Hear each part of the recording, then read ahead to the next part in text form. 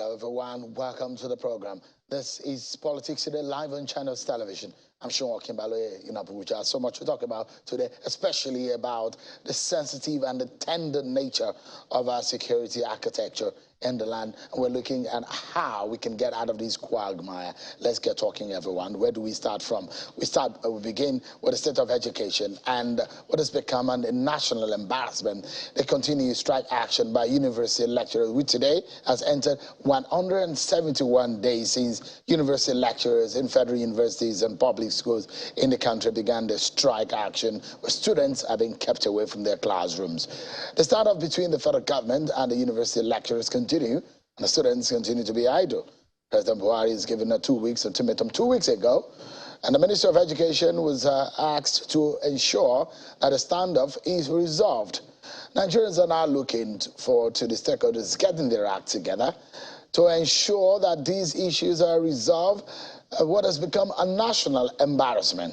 Now, the lecturers are saying that they are now backing down, and they, in fact, have pushed for another 4 weeks of this strike action until the federal government is able to tidy its own end of the game. Some politics. It appears the ruling All Progressives Congress APC is putting together its campaign team already ahead of the 2023 general elections. And from all indications, it appears that the decision has been made in respect of who becomes the Director General for the presidential campaign of the APC. The Kaduna State Governor, one of the governors that attended the meeting in Lagos, Nasir El-Rufai, told journalists after the meeting of the APC governors and the party's presidential candidate and the running mate, Bola Tinubu, and Senator Kashim Shettima in Lagos. He said other positions in the council are being discussed, adding that President Muhammadu Buhari and the APC national chairman, Abdullahi Adamu, would be briefed before a formal announcement is being made. This is a delegation of the Progressive Governors Forum led by our chairman, Governor Atiku Bagudu. The party was represented by the National Secretary of the party, and we came to report on an assignment given to us by our presidential candidate, Asiwaju Bola Ahmed Tinubu, and his running mate to begin the broad consultations and develop a structure for the Presidential Campaign Council. We have done some work on it. We've briefed the candidate and his running mate, and inputs have been taken.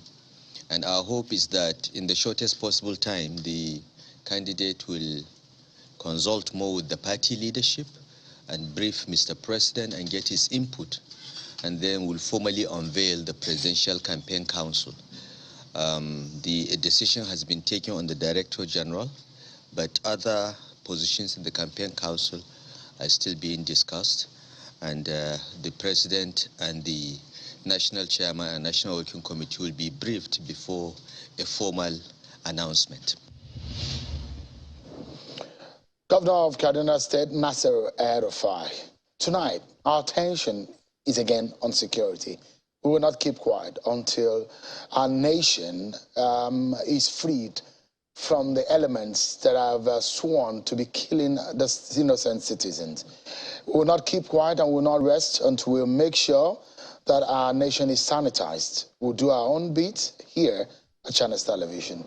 Before we get talking about the latest development, what has happened today, and the response of the federal government, especially the president, and what he said today, quite interesting, some of the words that came out of the presidency, and the president said to some diplomats today about the state of security and what is being done. Let's check out some of your political roundup stories.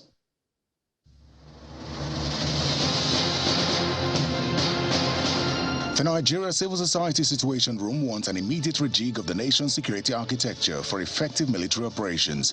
Addressing journalists in Abuja, the convener of the group, Mrs. NLB, says the country is now being threatened by criminal elements like bandits and insurgents who have occupied some territories in the northeast and are now encroaching into the nation's capital. President Muhammadu Buhari should wake up to the responsibilities of steering the affairs of the nation.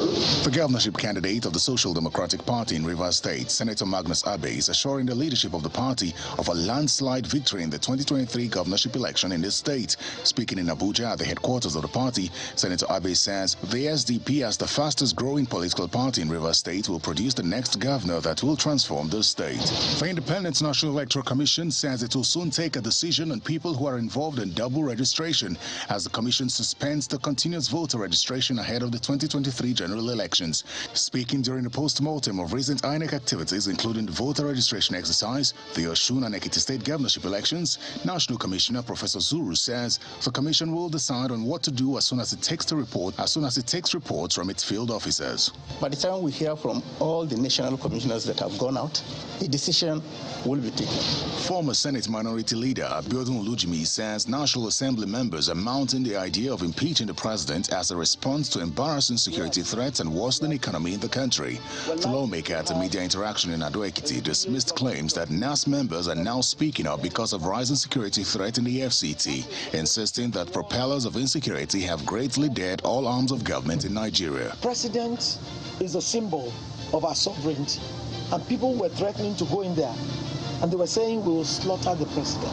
I mean, it's a great insult to all of us. The Northeast Caucus of the APC Youth Forum has thrown its weight behind the choice of Senator Kasim Shettima as the running mate of the presidential candidate of the APC, Bola Tinubu, for the 2023 presidential elections. This was made known at a meeting of the APC Youth Caucus in Yola, the Adamawa state capital. Rivers State Governor Nyesom Wike hosted a former governor of Zamfara State, Abdulaziz Yari, at his private residence in Port Harcourt. The visit is the third to be undertaken by the former governor of Zamfara State in the last 2 weeks. This is my third time. I'll come for time. I'll come for time. But it's a brotherly visit. Don't worry. And the presidential candidate of the New Nigeria People's Party, Senator Rabiu Musa Kwankwaso, is extending his consultations widely. This week, he visited Kwara and Kaduna State, where he is galvanizing members of the NNPP towards working for the party's victory at the poll. Senator Kwankwaso was involved in commissioning of the party's office and thereafter consulted with party leaders and members in preparation for the 2023 general elections. It's been some painful past weeks, months for some families who have had their family members, breadwinners, loved ones in the hands of terrorists who attacked the Abuja-bound Kaduna train. Well, now, some good news for those families and relatives of the 5-person who will regain their freedom today from the hands of the terrorists who attacked the Abuja-bound Kaduna train, where over 60 persons were abducted. The 5 hostages were taken alongside others on March the 28th this year aboard an Abuja-Kaduna train. It is, however, not clear if any money was paid to the terrorists to release the abducted victims. The security agencies and the federal government are yet to confirm the development, but a member of the negotiating team, Mr. Tuko Mahmoud, told China's television that the victims were released earlier today. He gave the names of the 5 persons as Professor Mustafa Umar Imam, who is a medical practitioner at the Usman Dan Fodio University Teaching Hospital in Sokoto. Akibo Lawal is another person. Abubakar Ahmed Rufai and Mukhtar Shuaibu and Sidi Aminu Shuraif are the others who regained their freedom. Some of the pictures we're seeing right there on your screen. Let's allow the man who was part of the negotiating team. You can see him at the center of the pictures there. Let's hear from him how this all happened. From the reliable information I got, they were released this afternoon on Tuesday, this Tuesday afternoon. And as you can see, all of them have converged to this office. What they said, they want to thank me for the previous efforts I have done in securing the release of some of the victims and for keeping faith alive, for keeping hope alive in this unfortunate crisis that needs collective efforts by all stakeholders to ensure that this thing comes to an end as soon as possible. Honestly, they are in bad shape. Honestly, they are in bad shape because you can imagine this is rainy season. Anybody that was subjected in this kind of environment in the forest, that you would travel for as long as 100 kilometers, you can imagine how the situation will be. one of those who are part of the negotiation of the release of those abducted persons. Meanwhile, President Buhari today says to some diplomats in Abuja that his government is making progress in tackling banditry and terrorism. President Buhari said the Nigerian government is making efforts to tackle banditry, terrorism, and other criminal activities in the country. He stated this today while receiving the letters of credence from the new Canadian High Commissioner to Nigeria, Ambassador James Kingston, and Ambassador of Mexico to Nigeria, Juan Alfred Moran Ortiz, at the State House in Abuja, while calling for more international collaboration to tackle insecurity. President Buhari said that Nigeria has made meaningful progress in tackling insecurity with the support of friendly countries, including Canada and Mexico. Take a listen to President Buhari.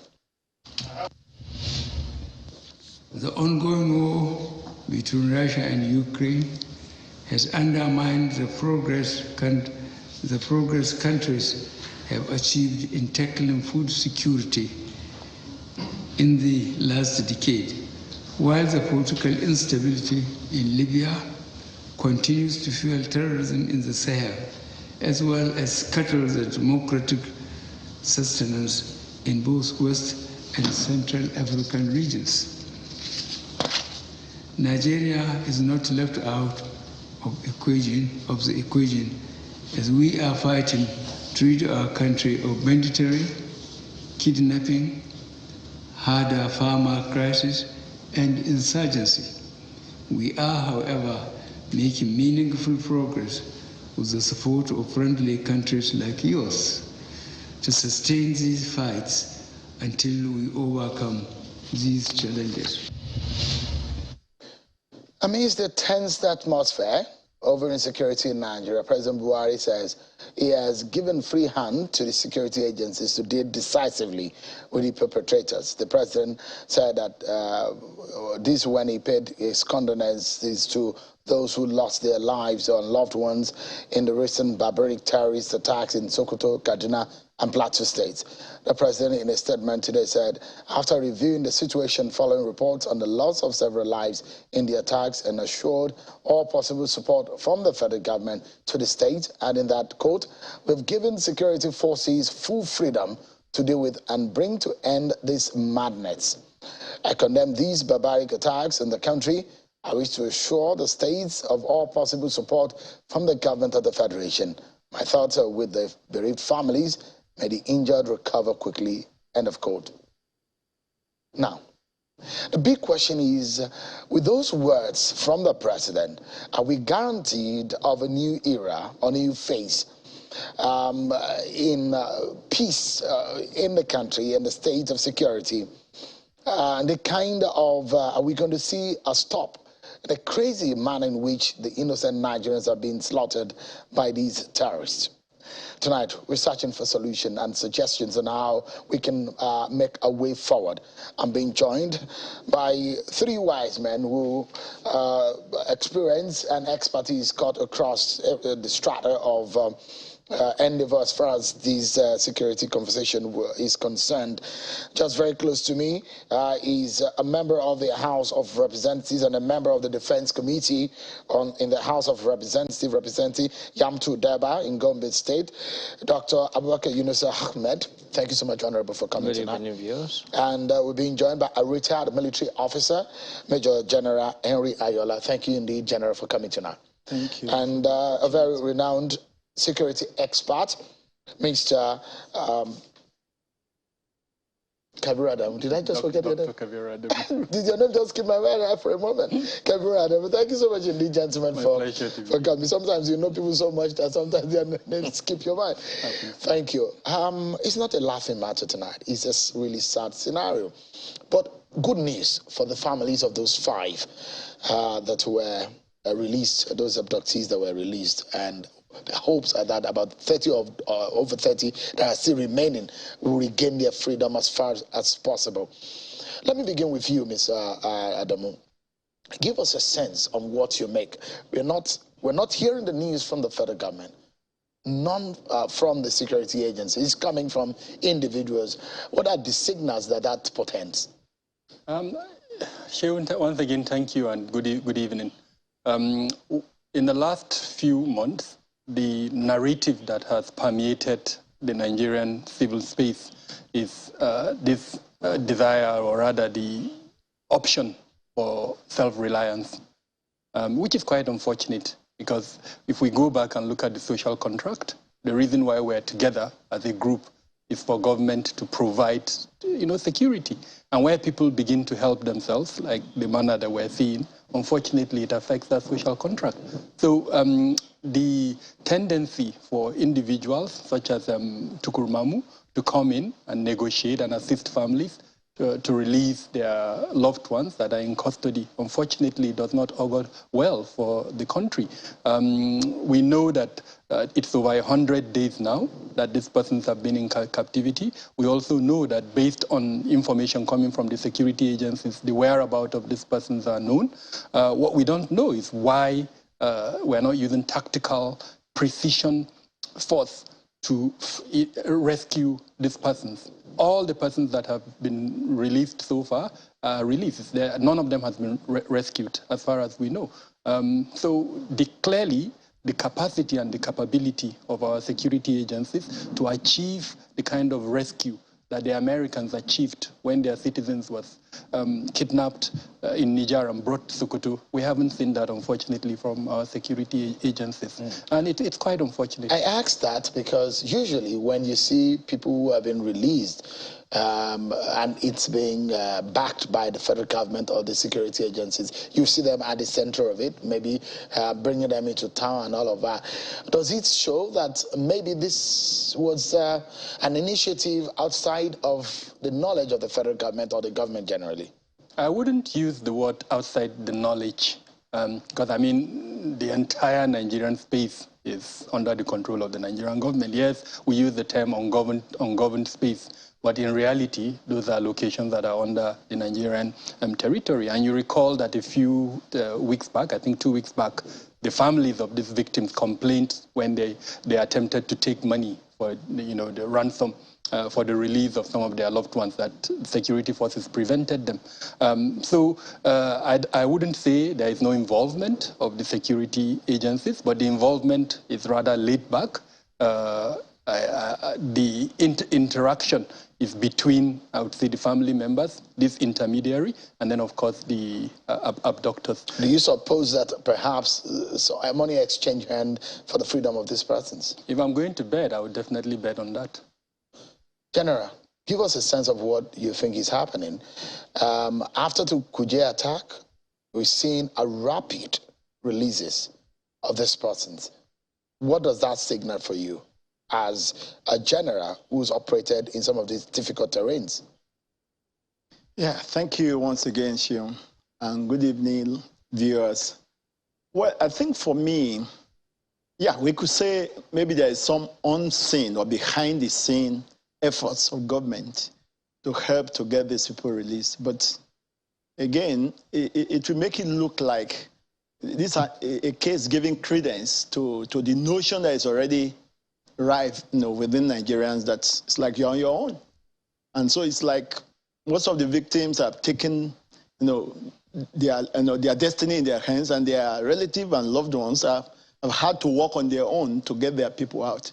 But saying that on one side, on the other side, one area where you can give benefit of doubt to the government is the fact that, more often than not, when there is this dealing between the loved ones of a captive or a victim, the bandits or the terrorists usually require that don't get government involved. If not, we kill your victim. And so you find that issue has always created the fear. And of course, government has to be circumspect and cautious in their involvement in getting these people released. So it's a balance between the two, unless, of course, you have all the facts that you'll be able to say exactly what happened in this particular case. Well, I mean, is there any correlation? And I'm asking it because I've heard a lot of theories in relation to the manner in which the Kuje prison correctional facility attack happened. It happened unstopped. I mean, no real effort from state actors in stopping that attack. And more than before, out of the over 30 persons that were abducted in that train attack, we've seen some kind of this is perhaps the third time or so that persons in that attack were being released. And those who are of the theory that there might be some correlation between the releases, considering the fact that in the past, these terrorist elements have said, release some of our leaders in these prisons. And when those guys got their freedom, we're seeing the releases. Could there be any correlation? If you look at how terrorism world over operates, and even in our domain here, we've been fighting terrorism for the last 15 or more years. Yes, I deliberately didn't touch that side. So since you are repeating it, let me take it on. Yes, I mean, like you have put it, again, it depends on how much information and intelligence one has. But yeah, you can see that, because when you look at even the Kuje prison incident itself, the way it played out, I mean, in many quarters, people feel it was stage managed, it was preempted and, planned preemptively with like some kind of collaboration here and there. So, of course, if you look at it that way, and if it's bringing out this result of now getting more people released based on the other incident, well, maybe one can see that as a positive effect, of that. Of course, that does not preempt the fact that certain people were responsible for the negligence that led to that. I mean, I was involved on AIT immediately that thing happened, the Kuje Correctional Center happened. And I engaged some of the people that were involved. I mean, I don't need to call their names. But the pertinent questions were really never asked all throughout, including those who visited that center. Because when you talk about, we are told it's a medium security correctional center. Was there an emergency response plan for safeguarding that place? Was it ever rehearsed? When last was it rehearsed? What are the standing operating procedures that obtained in that correctional center? Are they observed day and night? In the military, we talk about stand-to in the evening and in the morning. First light, last light, because those are more dangerous timings where you put everybody that is involved in the security of the place on alert, so that if anything happens around that time, you're in the best position to respond. Were all these things there, including the structure or infrastructural, elements, including electronic, like CCTV that was the only thing that was really being highlighted. But there are several other things that were supposed, if you say the medium security, okay, as compared, I'm told they are just to medium and maximum. And I was also asking the question, what's the difference? And I was told there's Gallo in the maximum security. Is Gallo a means of security? If you say medium security and maximum security, is Gallo an element for determining that? So you find there are certainly infrastructural gaps in the security system itself. And I always laugh when we expect so much from a system that's not put let me not say nothing, that are put very little in place. And then on the day when there is fire, you expect some magic to happen. It doesn't work that way. I mean, so you are a general in the army. Just a moment. You're a general in the army, and a lot of people told me that, look, Sheon, sometimes you cannot stop some attacks. Attacks will happen. But what you do when they happen, I mean, because at some point when we've been taken around the White House in the U.S. and some other infrastructure, we were being told that the way the infrastructure in that area is being, in the center of Washington, D.C., is being done is such that in less than 5 minutes, if there is an incursion, there is an attack, there will be at least nothing less than 300 to 500 foot soldiers that would have arrived on the scene. The question is that these attackers in Kuje Correctional Facility, it's unfortunate that we're coming to that facility because it looks so much like at the center of all of this issue. It happened, we've been told, almost 3 hours. It went on like that. How long, by standard procedures, could it be that the next military formation, how close is it? How long could they have responded to repair that kind of attack, General? Yeah, thank you very much. You gave me the opportunity to expand on that. And when I talked about emergency response plan, those are the things that will have been factored into that, and they will have rehearsed it practice it with all the agencies involved, their own local agency, their own local security. They have armed guards of the correctional service itself, the civil defense that was part of that component, the military unit that is part of that, security of that. They will have rehearsed this thing. And then so the distance of the nearest response agency, all of that would have been factored into it. Is it suspicious that that went on for those hours and nothing happened? Yeah, because if nobody is responsible. In fact, part of our problem, and like my brother, I've heard him say it a number of times on TV, thanks for meeting you today, that if you didn't put if your security infrastructure was not well designed, deliberately designed, what we have is a default, security infrastructure. We have all mouthed it again and again, but the truth is that we have not reviewed these things over time based on current security challenges and threats. And so you find, in most cases, you really don't have who is in charge of what. Because some of the statutory roles of some of these security agencies over time have not been reviewed. So they are disjointed. So there is a disjoint is it in the lackluster? system. So you really don't know who to even hold responsible for particular issues, because challenges that we are facing today were never there some 10 years, well, maybe let's say 15, from 2009 when Boko Haram started and went haywire. That's about the earliest we can go. So, I remember when I took over in Jos, I went around the checkpoints and I just watched them to see what they are doing. And I moved close to the soldier. I said, "Excuse me, what are you looking for?" They are looking for IEDs. I said, "Do you know the components of an IED?" All right. Because I started as a boy soldier. I know that there's no training that has taken you through that. So have we made effort to teach people such things? So I have to bring them together with my officers and start training them. How do you identify the components of an IED? You can just be crossing go slow on the road. And you are looking like other people think you are doing something serious, but you are doing nothing. It looks aimless. You don't even know what you are doing. Yeah. Just remember, Dr. Adam, I know you wanted to come, but let me allow Honorable to come into the conversation. Yep. Honorable, what are your thoughts? As we're discussing this, what is coming to your mind about the state of things? We're coming to the issue of how we're resolving it. But first and foremost, what is on your mind? Can you tell us? Well, thank you, Sharon, and my co-discussants. I will use this word. You see, when I listened to these two gentlemen speaking, they were actually speaking from experience. And what was going through my mind, to be precise to your question, as a legislator of, so many years, and having been oversighting the defense mechanism, I will not say that the mechanism, the security architecture, what the general is saying, is not actually in place. But I would rather say it is part of the tactical, schematic, programmed way the governments want to use it. Why I say that? Prior to the Kuje attack, has Kuje prison been ever attacked? Was it the first time we have been putting insurgent Boko Haram there? Why? So all those response things, team, are there.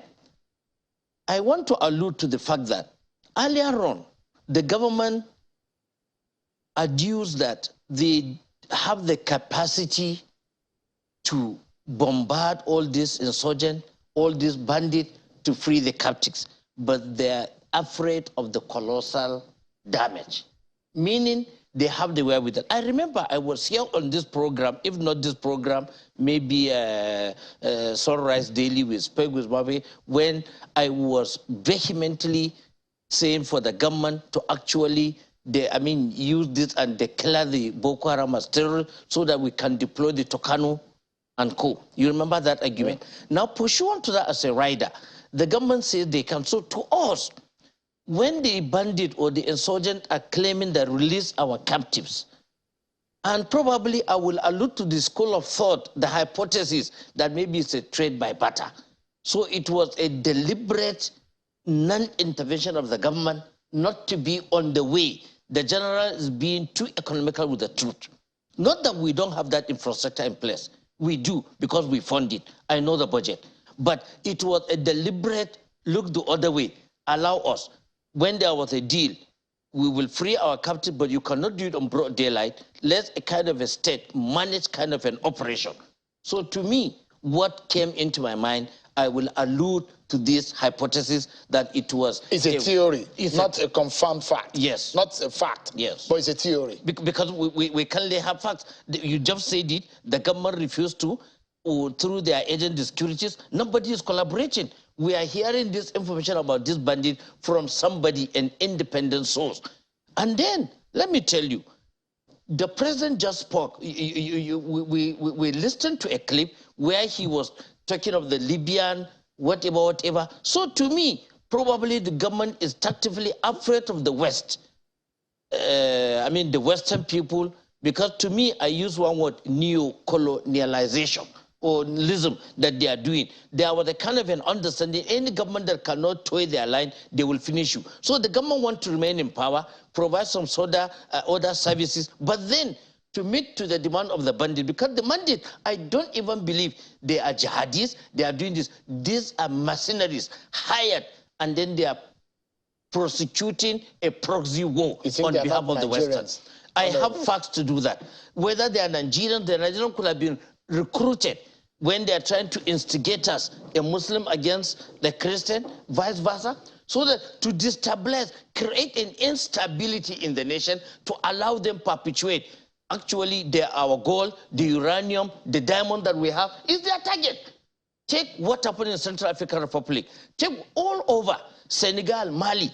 Now, come down to, let's take the Iraqi. There was a very good writer, I think it's somebody, Jibril Gimba. I wrote, he is a philosopher, and it was on papers. I think I read it in papers.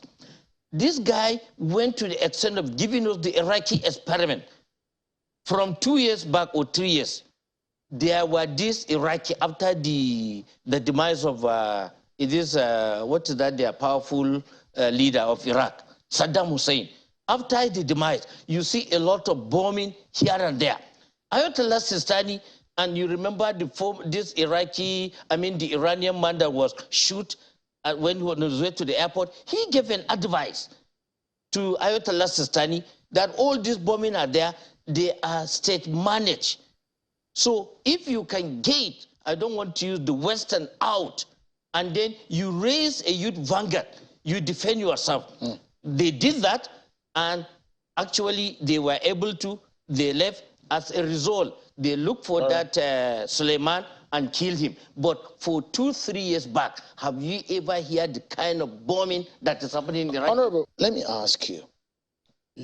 Your members in the National Assembly will say you have not withheld any funding, approvers, to the defense architecture in the country. The Army, the Air Force, and any of those architecture. Yes. But it does look like things are falling flat on their face. What do you think is responsible? Well, to me, there was a time I appeared and I was speaking of administrative stupidity. On whose part? On the government, definitely. And the agent of the government. Let me add it, not just that we be withheld and deny them any kobo.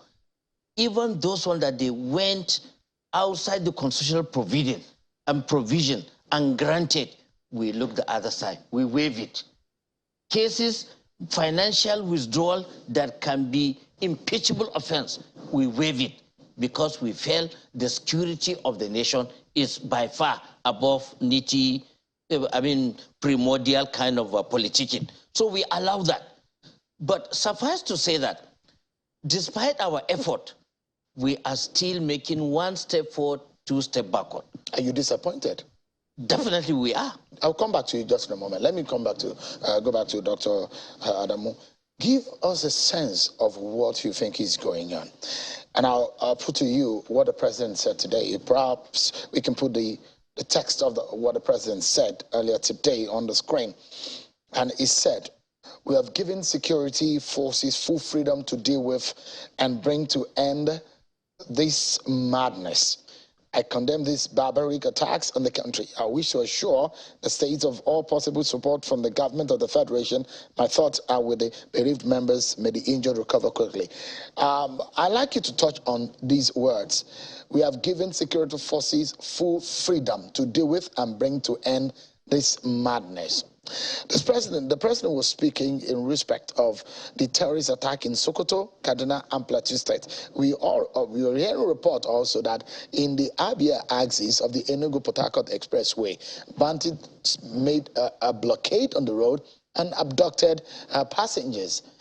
What do you make of those words in respect of these scenarios that played out?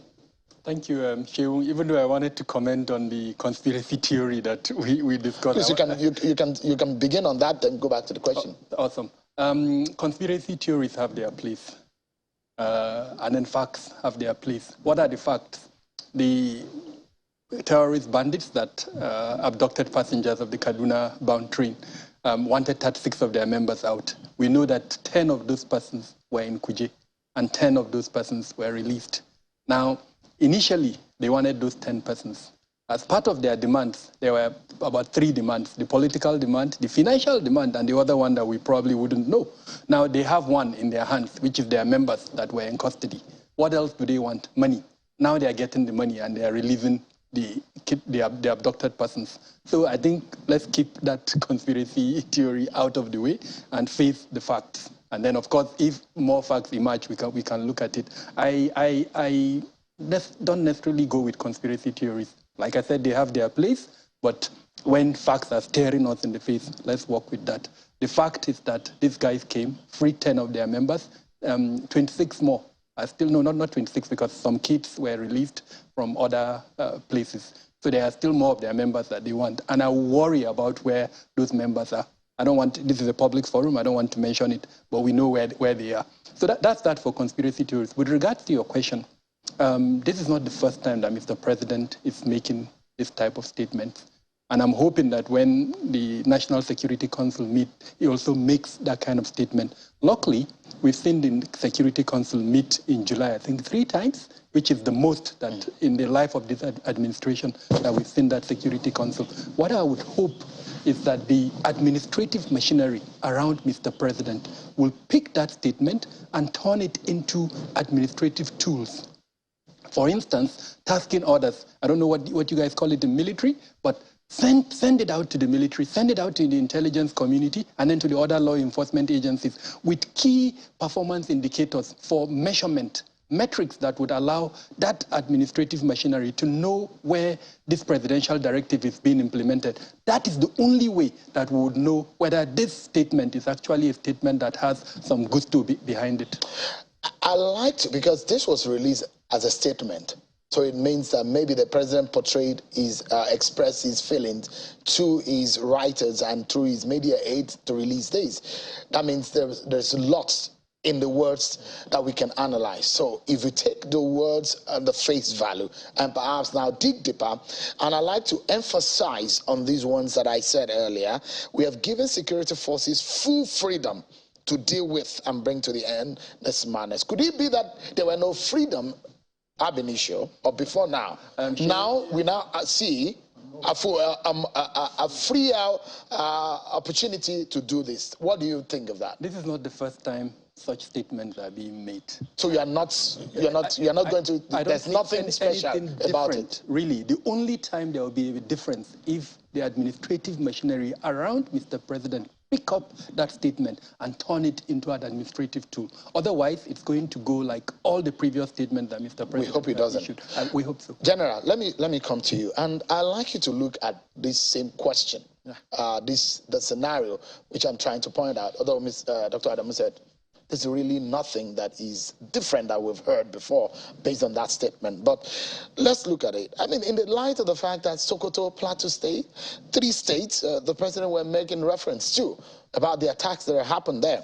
You know, there was an attack, and the NSA said that the attack, the Presidential Guard Brigade were decimated. Those are the words I used, decimated. It means that the little that we knew or we know about the victims of the Presidential Guard that were attacked, and another one happened in Zuma. Now, Who are the Presidential Guards Brigade? How learned are they in the tactics, in the military tactics? Some persons will say they're probably one of the most elitist in the military formations in the country.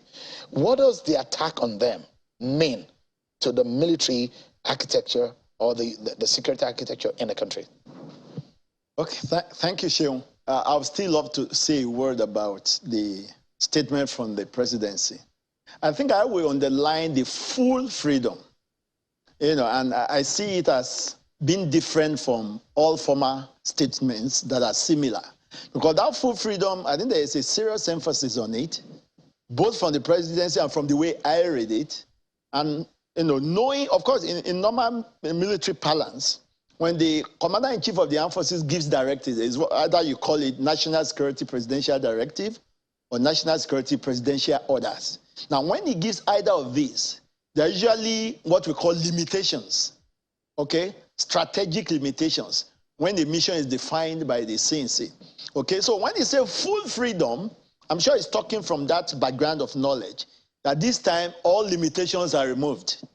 And so which means you have freedom of action to deploy whatever tactics or strategies or operational arts that you have within your coffers to get the job done. I think that's a good news for the commanders, for the service chiefs, and for the armed forces, and for the security sector as a whole. No excuse, no restraint. Yeah, like Dr. Kabir said, very important, that this statement should now be taken and gazetted and churned out as a national security presidential directive or orders. So there's not just one casual statement that is taken as a directive of the government in which, the service chiefs can take it to the bank and feel free to deploy all that is in their coffers to get the work done. Yeah, and I think that's very key. And I'm sure they'll be happy for that. Yeah, and we will be happy if this turn out to be, to get us result. Arrest these bandits, prosecute them, stop them, and make Nigeria freer and safer. Now, the technical question... Okay, so back to your question. Because I know sometimes you want to run away from speaking about this technical issue. But Nigerians need to know. The military is still my constituency. Absolutely. And sincerely, I felt sad. It's similar to the day NDA was attacked. The same way I felt that day is the same way I felt. In fact, I left Lagos back to Abuja when I heard that news. I had to cut off what I was doing. So for me, I know it's not the best of news. It's not something anyone be proud of, and I'd rather not comment on it further than that. Thank you very much, if you permit. I know, and I will respect that. Honorable, would you like to respond to the same question? Well, you see, everybody would like to, in as much as this thing is bedeviling us. Suffice to say, whatever they said are all in order. And let me even, as a rider to what the general have said, in different to Dr. Kabir said there's no difference between the previous proclamations or orders. It is actually different here. If we take this and regard it, if it has been molded to become a tool for the agent, then that will go a long way, because we are lawmakers. We understand the limitation of the law. This rule of engagement, you can see a kind of a military, police, whatever, engage, shoot aside. At the end of the day, the aim of the officer or the soldier or whatever is to curtail another thing happen. But when you go and subject it to our laws, you discover that the officer is incriminated. Do you get this kind of thing? So with this kind of presidential order, though the constitution, the rule of engagement said otherwise, lawyers can lay alibi to this and get the officer free. So they will now have a free man of stake to actually do the needful. You will remember our debate on the amendment we did for this Terrorism Act, whereby they are having a lot of limitation to even prosecute the so-called apprehended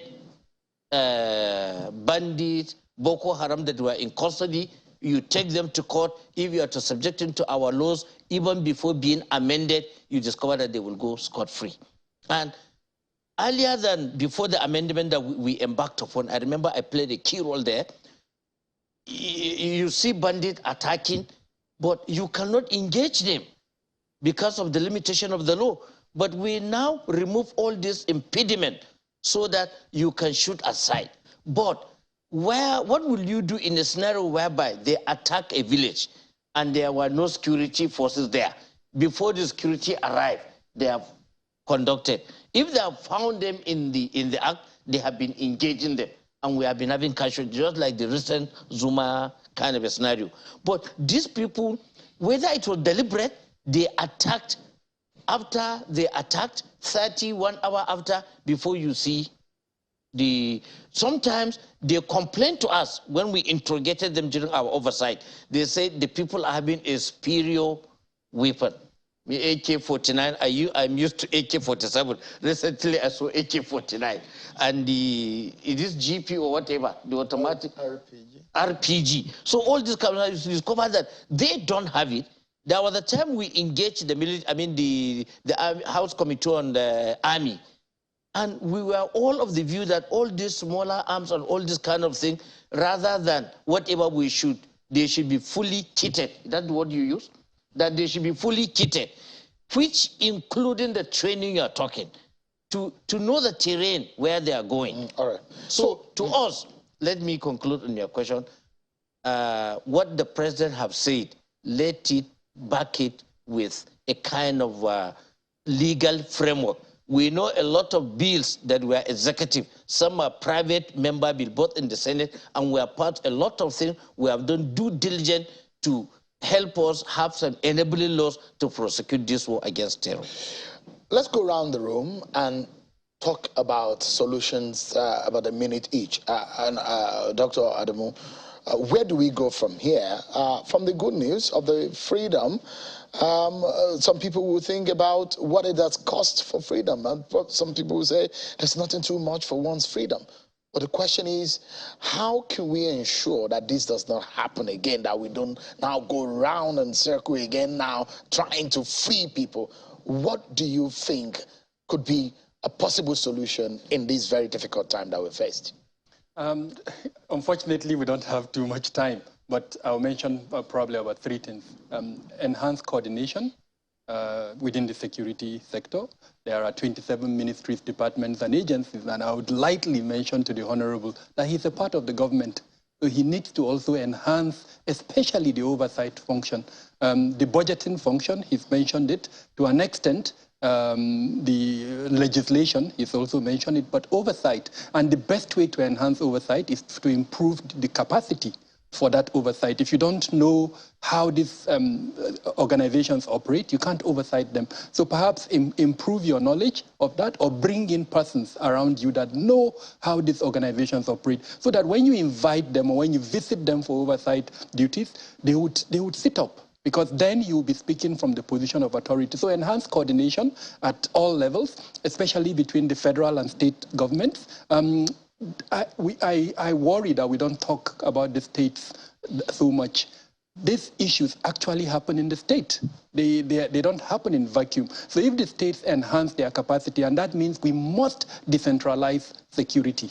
We've gone past that stage where security can remain in the exclusive list. Let's decentralize it to a point where the states can play a role in protecting their territories. But in doing that, we also have to enhance democracy within the state, so that we don't create emperors, unfortunately, that we use this security structure. The second point I want to mention is monitoring and evaluation. I cannot flog that enough. Otherwise, what will happen, the leakages that currently exist within the security structure will continue to exist. So let's enhance monitoring and evaluation, and the parliament can also play that role, so that all those leakages can reduce. The little money that is going to the security department, Honorable talked about all the budgetary relief to the security organizations, but then I go to certain security departments and I see the kind of capital projects they engage in. Meanwhile, our military are still using light-skinned vehicles to move around. So how do you justify expending those type of monies on capital projects when your military is moving in light-skinned vehicles? So judicious use of the little resources can be enhanced by that. Lastly,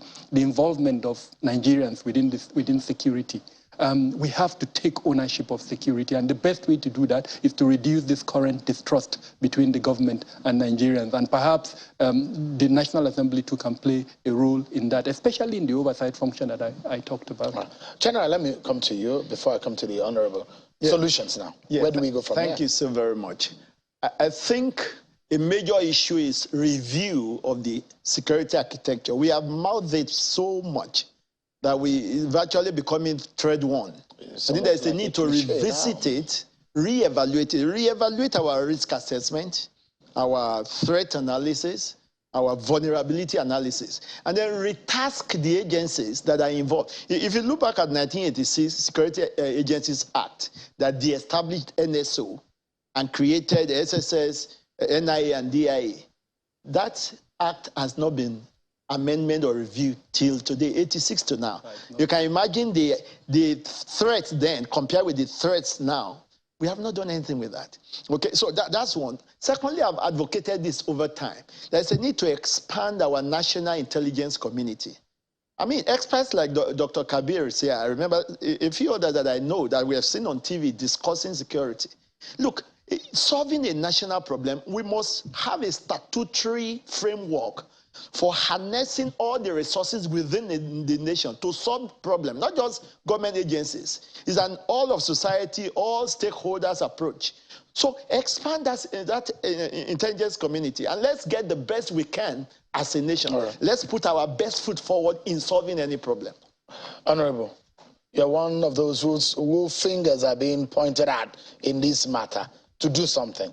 What is the way out? Just about 60 seconds so we can go. Yeah. Well, maybe I will do it less than that.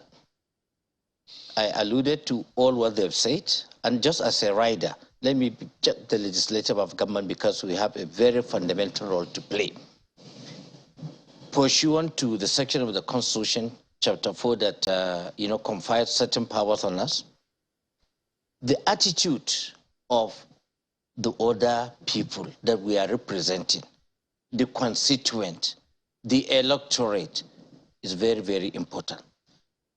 The good product of good legislation are being provided by good legislators. How do we ensure to have credible, good legislators? In legislation, it's just like the wine. The older gets better. Now, this issue of rate of returning matters. That a governor can wake up overnight, I don't like Sheun, and Major will come in, fire Sheun. Sheun goes with all this institutional memory. The legislation he started, the prowess he brought to table, he had been thrown away, the baby with the bathwater. General comes in as a fresh. How long does it take to graduate? So this is something. And the electorate, we chose, I and Major came, we are looking for the same post House of Representative. Major came with money because he's a retired Major General. Maybe I'm just a classroom lecturer, Dr. Kabir, came out from the class. I don't have money to give about. Major gave money, and Major, who doesn't have the prerequisite to be there, is elected over me. I mean, that goes back to the electorate. I must sincerely thank you, my panelists tonight. Well informed, and so much of knowledge has been given out tonight. I must sincerely thank you for your expertise that you have put to bear tonight. Thank you indeed. Honorable, thank you so much indeed. Major General Ayola, thank you indeed. And Dr. Adamu, I appreciate your time on the program. But that's our show for today, everyone. Hoping that tonight, tomorrow, and for several other days, you can sleep with your two eyes closed. That's our prayers, isn't it? Thank you so much, everyone, for watching. I'm Sean Kimale. Bye for now.